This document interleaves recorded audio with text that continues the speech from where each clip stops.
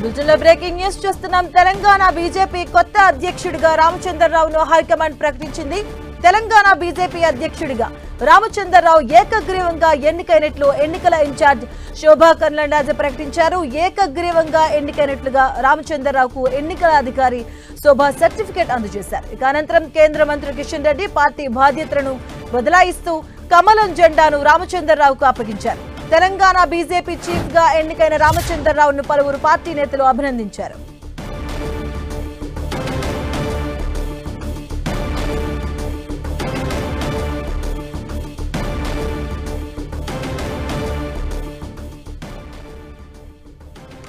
Telangana BJP కొత్త అధ్యక్షుడిగా రామచంద్రరావును high command ప్రకటించింది.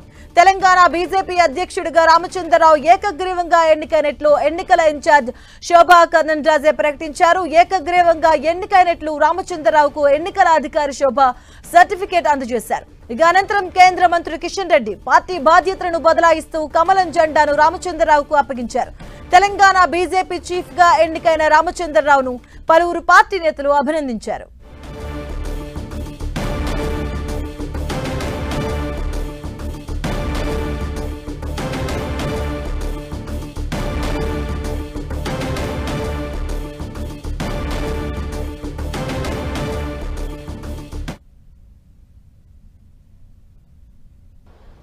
ఎవరు అధ్యక్షుడు ఉన్నా, ఎవరు పదాధికారులుగా ఉన్నా, ఎవరు జిల్లా అధ్యక్షులుగా ఉన్నా, ఎవరు మండల అధ్యక్షులుగా ఉన్నా, మనమందరం కూడా ఐక్యమత్యంతో అంకిత భావంతో పనిచేయాలి. అధ్యక్షుడు అయినంత మాత్రాన మాకేం కిరీటాలు రావు. అధ్యక్షుడు అయినంత మాత్రాన ఈరోజు మనమందరం కూడా ఆయన మీదనే బాధ్యత వేసి వదిలేము.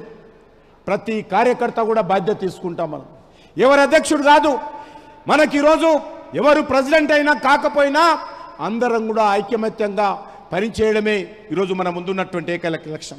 11 సంవత్సరాలుగా మేము చేసినటువంటి తెలంగాణ రాష్ట్ర ప్రజల సంక్షేమం కోసం, తెలంగాణ అభివృద్ధి కోసం మేము చేసినటువంటి కార్యక్రమాల మీద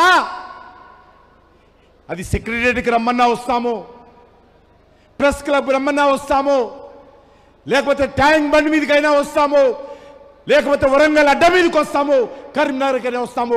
బహిరంగంగా నరేంద్ర మోడీ గారి ప్రభుత్వము తెలంగాణకి ఏం చేసిందో చర్చించాల్సిందిగా నేను కోరుతా ఉన్నాను. ప్రతి అడ్డమైనోడు ప్రతిరోజు మాట్లాడుతూ ఉన్నాడు. మీరేమో దోచుకున్నారు తెలంగాణను. మీ పార్టీ అధికారం ఉన్నప్పుడు దోచుకున్నారు, ఇప్పుడు ఉన్నటువంటి పార్టీ ఇంకా దోచుకుంటుంది. ప్రతిరోజు సాయంకాలం లోపల ఏమొచ్చిందని ఈరోజు కాంగ్రెస్ పార్టీ లెక్కలు చూస్తూ ఉంది.